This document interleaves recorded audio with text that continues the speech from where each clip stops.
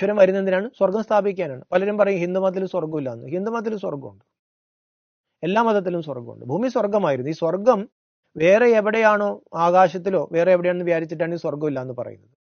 ഭൂമി സ്വർഗമായിരുന്നു. സ്വർഗം എന്ന് പറഞ്ഞാൽ എന്താണ്? മനുഷ്യൻ ദേവതയായിരുന്നു. ദേവത എന്ന് പറഞ്ഞാൽ ആത്മബോധത്തിൽ, വികാരങ്ങളില്ലാതെ, മരണഭയമില്ലാണ്ട്, ആന്തരികമായും ബാഹ്യമായും സമൃദ്ധമായ ഒരു ജനത, അതാണ് സ്വർഗം.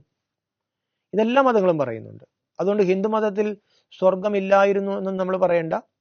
ഹിന്ദുമതത്തിലും സ്വർഗം പറയുന്നു. ഈശ്വരൻ വരുന്നത് ഈ നരകത്തെ സ്വർഗമാക്കാനാണ്. ഭൂമിയെ ഇല്ലാണ്ടാക്കാൻ ഈശ്വരന് പറ്റത്തില്ല. നമ്മൾ ഇഹലോകത്ത് വരുന്നത് ജീവിക്കാനല്ലേ. ജീവിതം സ്വർഗതുല്യമാക്കാം, നരകതുല്യമാക്കാം. അപ്പോൾ ഇത് ഒന്നോ രണ്ടോ വ്യക്തികളുടെ കാര്യമല്ലല്ലോ.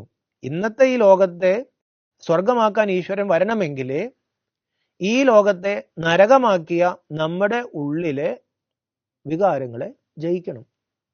അർജുനൻ പറഞ്ഞു, ഞാൻ ചെയ്യില്ല. അവിടെയാണ് ഭഗവാൻ വാക്കുപയോഗിച്ചത് അസ്വർഗ്യകരം.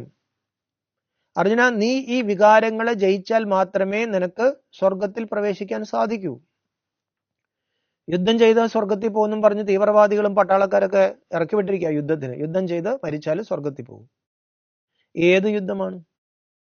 ഇവിടെ നമ്മൾ ഈ സ്ഥൂലമായ ആയുധം കൊണ്ടുള്ള യുദ്ധം ചെയ്ത് മരിക്കുകയാണെങ്കിൽ അടുത്ത ജന്മത്തിൽ തുടക്കത്തിൽ തന്നെ നമ്മൾ ആയുധം എടുക്കും. വീണ്ടും വീണ്ടും നമ്മൾ നരകത്തിലേക്ക് പോവുള്ളൂ. പകരം ഏത് യുദ്ധത്തിൽ ജയിച്ചാൽ അല്ലെങ്കിൽ ഏത് യുദ്ധത്തിൽ തോറ്റാൽ സ്വർഗത്തിൽ പോകുന്ന പറയുന്നത്? യുദ്ധത്തിൽ മരിച്ച സ്വർഗത്തിൽ പോകുന്നതാണല്ലോ. ഭൂമിയെ സ്വർഗമാക്കാൻ വേണ്ടി പ്രപഞ്ചനാഥനായ ഭഗവാൻ വന്ന് നമ്മളോട് 5 വികാരങ്ങളെ ജയിക്കാനുള്ള യുദ്ധം ചെയ്യാൻ പറയുമ്പോൾ ആ യുദ്ധത്തിൽ ജയിക്കുകയാണെങ്കിൽ നിനക്ക് സ്വർഗം ഭരിക്കാം. ഇനി ഞാൻ തോറ്റുപോയി, എനിക്കതിന് ജയിക്കാൻ സാധിച്ചില്ല, ഭഗവാൻ പറഞ്ഞനുസരിച്ച് തന്നെ ഇറങ്ങി, പക്ഷെ എനിക്ക് ജയിക്കാൻ സാധിച്ചില്ല, ഭഗവാന് കുഴപ്പമില്ല. നീ ഞാൻ പറഞ്ഞത് അനുസരിച്ചല്ലോ, ഈ ഭൂമിയുടെ നന്മയ്ക്ക് വേണ്ടി നീ വികാരങ്ങൾ ജയിക്കാൻ ശ്രമിച്ചല്ലോ, അതുകൊണ്ട് നീ സ്വർഗത്തിലേക്ക് പോകും. അപ്പൊ ഏത് യുദ്ധമാണ് ഈ പറയുന്നത്? ആളുകളെ കൊല്ലുന്ന യുദ്ധമല്ല, ആയുധമെടുത്തുള്ള യുദ്ധമല്ല, പകരം ആത്മാവിനെ ശുദ്ധീകരിക്കാനുള്ള ഈ ആത്മീയമായ യുദ്ധം നമ്മൾ ചെയ്യണം.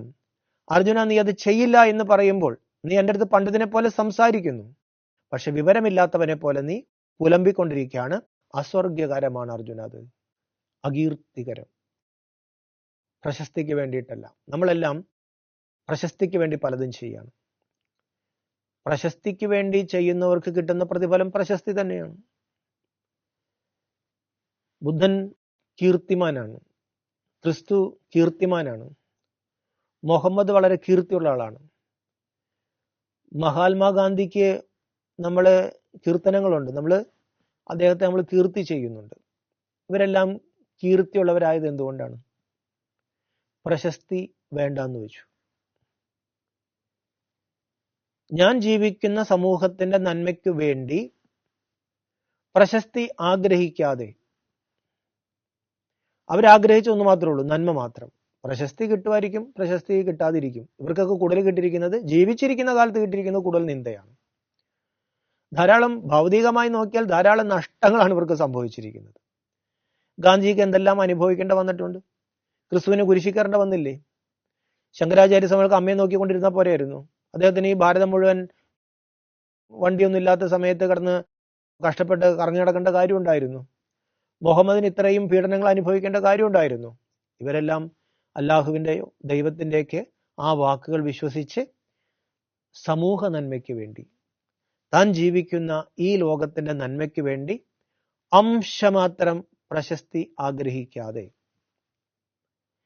അതിനു വേണ്ടി വരുന്ന ത്യാഗം എത്ര വലുതാണെങ്കിലും അത് ത്യാഗമല്ല, അത് ഭാഗ്യമാണ് എന്ന് മനസ്സിലാക്കി, ഒന്നോ രണ്ടോ പേരുടെയോ ഒരു സമുദായത്തിനോ വേണ്ടിയല്ല, സമസ്ത മനുഷ്യർക്കും വേണ്ടി ആരാണോ ജീവിക്കുന്നത് അവർക്ക് കിട്ടുന്ന ഒരു പ്രാപ്തി, അവരാഗ്രഹിക്കാത്തതുകൊണ്ട് അവർക്ക് കിട്ടുന്ന ഒരു പ്രാപ്തിയാണ് കീർത്തി.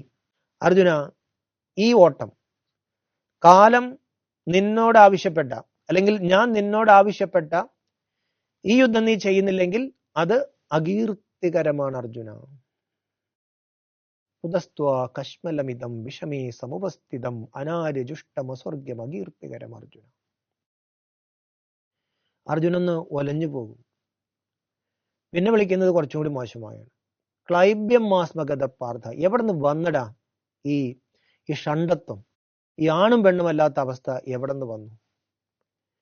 പൗരുഷത്തോടുകൂടി ഈ പ്രതിസന്ധിയെ അതിജീവിക്കേണ്ട ഈ സമയത്ത് സാക്ഷാൽ ഭഗവാൻ തേര് തെളിക്കാം എന്ന് വാക്ക് നൽകിയ ഈ സമയത്ത് ഭാഗ്യവിധാതാവ് ഭാഗ്യമുണ്ടാക്കാനുള്ള ഒരു യുദ്ധം, ഒരു പേന നമുക്ക് തന്ന സമയത്ത് അതെനിക്ക് വേണ്ട, ഞാനത് ചെയ്യില്ല എന്ന് പറയുമ്പോൾ,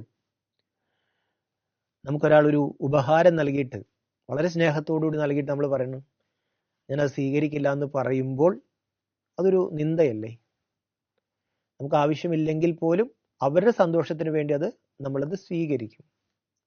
സാക്ഷാൽ ഭഗവാൻ കോടിയിൽ ചിലരെ തെരഞ്ഞെടുത്ത് അവരോട് ഭഗവാൻ തന്നെ ഒരു കാര്യം ആവശ്യപ്പെട്ടിട്ട് അത് ഞാൻ ചെയ്യില്ല എന്ന് പറയുമ്പോഴോ, അല്ലെങ്കിൽ എനിക്ക് ആ ഭാഗ്യം വേണ്ട, എനിക്ക് ആ സമ്മാനം വേണ്ട എന്ന് പറയുമ്പോഴോ അതൊരു നിന്ദയല്ലേ അർജുന? അതുകൊണ്ട്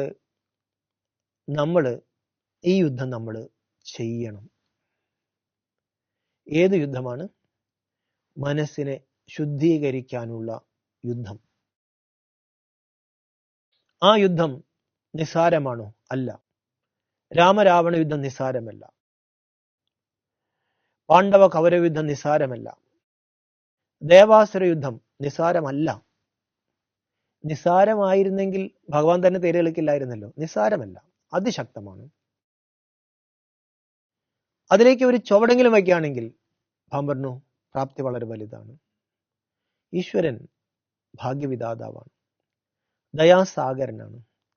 ഭക്തന്റെ നിസ്സഹായ അവസ്ഥയും ബലക്കുറവെല്ലാം ഈശ്വരന് അറിയാം.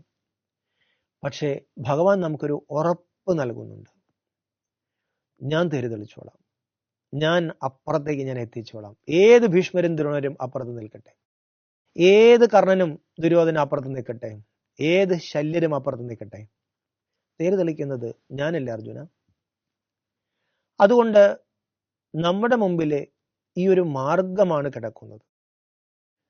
ഈ ലോകത്തെ രക്ഷിക്കണമെങ്കിൽ, നമ്മുടെ ദുഃഖങ്ങൾ ഇല്ലാണ്ടാകണമെങ്കിൽ, നമ്മൾ സുഖം എന്ന് തെറ്റിദ്ധരിച്ച ഈ വികാരങ്ങളെ ജയിക്കണം. ഈ ഭൂമിയെ നമുക്ക് ദുഃഖത്തിൽ നിന്നും മോചിപ്പിക്കണമെങ്കിൽ ഈ വികാരങ്ങളോട് യുദ്ധം ചെയ്യണം. നമ്മൾ ആരെ ആശ്രയിക്കും? ഈശ്വരൻ പറയുന്നു സത്യത്തെ, എന്നെ. മഹാത്മാഗാന്ധി സ്വാതന്ത്ര്യ സമരം നടത്തി സ്വാതന്ത്ര്യം കിട്ടിയതിന് ശേഷം സ്വപ്നങ്ങൾ പലതും പൊലിഞ്ഞു പോയില്ലേ? ആയിരിക്കാം. ഈശ്വരൻ പറയാണ് ഈ സ്വപ്നം ഞാൻ സാക്ഷാത്കരിച്ചെടുക്കും. അതിന് എൻ്റെ കൂടെ നിന്നവർക്ക് ഞാൻ തക്കതായ പ്രതിഫലവും നൽകും.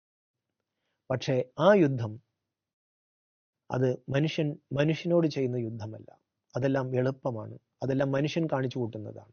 പകരം നമ്മുടെ ശത്രു, ഈ ലോകത്തിന്റെ ശത്രു നമ്മുടെ അകത്താണെന്ന് മനസ്സിലാക്കി ആ അകത്തിരിക്കുന്ന ഈ ഭീകര ജീവികളെ പിടിക്കാൻ വലിയ പാടുള്ള, ജയിക്കാൻ വലിയ പാടുള്ള ഈ വികാരങ്ങളെ ഒരു സമർപ്പണ ബുദ്ധിയോടുകൂടി ജയിക്കണം. അതാണ് ഗീത, ഭഗവാൻ, കാലം നമ്മളോട് ആവശ്യപ്പെടുന്ന യുദ്ധം.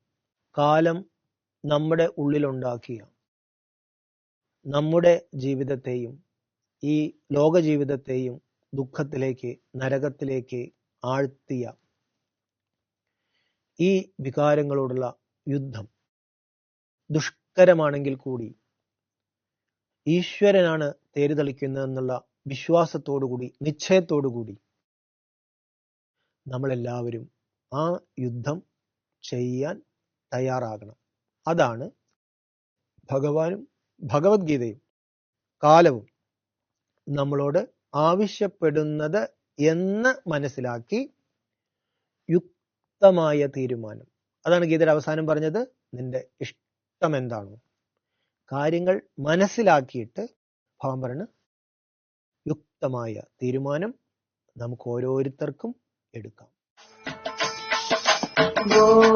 ശംഭോ ശിവ ശംഭോ സ്വയംഭോ भो शम्भो शिव शम्भो स्वयम्भो भो शम्भो शिव शम्भो स्वयम्भो भो शम्भो शिव शम्भो स्वयम्भो भो शम्भो शिव शम्भो स्वयम्भो भो शम्भो शिव शम्भो स्वयम्भो गंगाधर शंकर करुणाकर मामव भवसागर तारका भो शम्भो शिव शम्भो स्वयम्भो गंगाधर शंकर करुणाकर